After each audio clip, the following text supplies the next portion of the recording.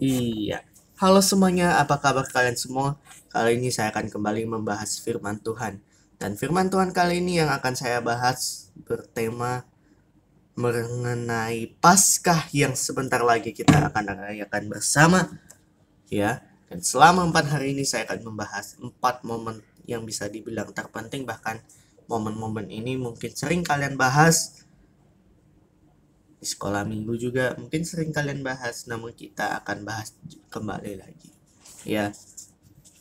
Kita ambil dari dua versi yang berbeda, tapi sebenarnya pesannya sama. Mari kita baca di Matius 21 ayat 1 sampai 10 dan Lukas 9 ayat 39 sampai 40. Itu isinya kurang lebih sama, ya. Gitu. Oke.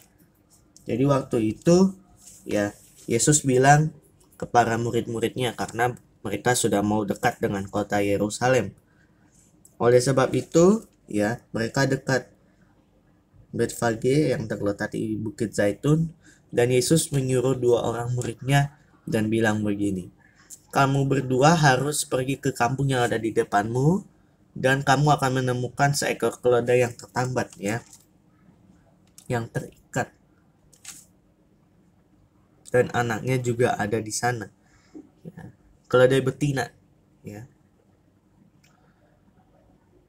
Setelah itu keledainya harus dilepaskan, dan bila ada orang yang nanya, 'Kenapa kamu melepaskannya?'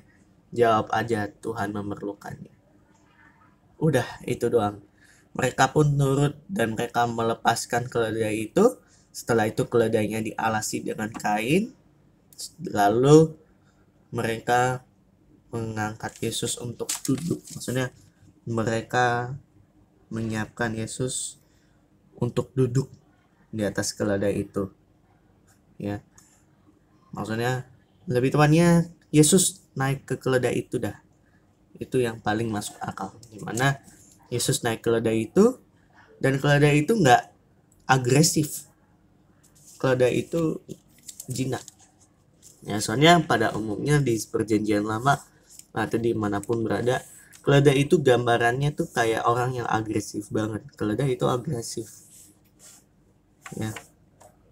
Sampai ada cerita mengenai Bileam bertemu dengan keledai, ya. Tapi itu ntar lain lagi, ya. Setelah itu ada banyak orang yang mengikuti Yesus, ya, bersorak-sorak sambil memuji Tuhan, ya, yakni Hosana bagi anak Daud, diberkatilah dia yang datang dalam nama Tuhan. Intinya dia diberkati karena dia ada di dalam nama Tuhan, sebab dia adalah Tuhan sendiri, ya. Hosana, Hosana, gitu, ya. Dan kalian tahu nggak, ternyata kedatangan Yesus dengan ke Yerusalem, maksudnya ke kota itu, menggunakan keledai, maksudnya kedatangan Yesus dengan keledai itu sudah ada nubuatnya. Oleh sebab itu, mari kita baca di Zakaria 9 ayat 9, ya. Di Zakaria 9 ayat 9.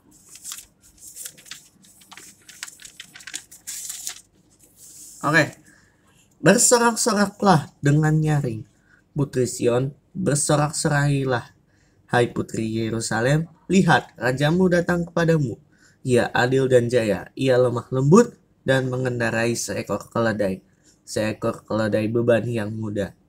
Ia akan melenyapkan kereta-kereta Efraim dari kuda-kuda dari Yerusalem. Busur perang akan dilenyapkan dan ia akan memberitakan damai kepada bangsa-bangsa. Wilayah kekuasaannya akan terbentang dari laut sampai ke laut, dari sungai Efrat sampai ke ujung-ujung bumi. Ya, di 9 ayat 9 sampai 10, ya, saya tambahin.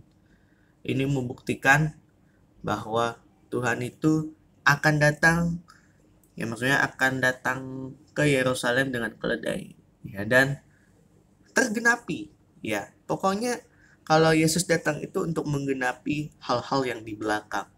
Hal-hal yang di belakang maksudnya hal-hal yang sudah dibilangnya sebelumnya. Entar ada yang kayak gini, entar ada kayak gini, dan itu semua digenapi oleh Yesus, walaupun masih juga ada beberapa hal yang belum kita ketahui juga ya. Oke. Setelah itu pastinya dibalik ada orang yang suka yang memuji Tuhan dengan melemparkan kain sebagai tanda penghormatan dan daun-daun ya, ranting-ranting untuk menyambut Tuhan Yesus. Ada orang yang gak suka ya, kalau kalian baca di Lukas ya, ternyata ada orang yang gak suka. Mereka ini orang-orang Farisi. Mereka kan juga harus turut untuk memuji Tuhan, tapi malah kayak tambah membenci Tuhan. Apa sih buktinya? Orang Farisi bilang, "Guru, tegurlah murid-muridmu." Itu jawabnya, "Aku berkata kepadamu, sekalipun mereka ini diam, maka batu ini akan berteriak." Jadi ini membuktikan bahwa semua bangsa pastinya akan harus memuji Tuhan. Ya, kurang lebih seperti itu. Ya. Nah, saya mengingat kembali ya. Keledai yang tertambat itu awalnya adalah keledai yang pastinya pernah liar dan diikat ya.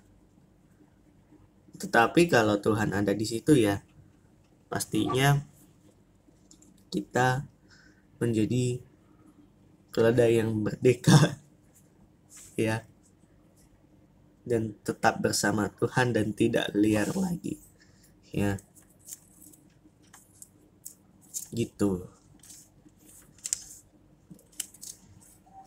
Oke, sekian firman kali ini. Pesan paling utama yang sering kalian dengar dan harus kita ingat selalu adalah tetap selalu memuji Tuhan dimanapun dan kapanpun kita berada, sebagai ungkapan syukur kepada Tuhan. Itu aja, sekian dan terima kasih. Sampai jumpa besok ya. Bye-bye.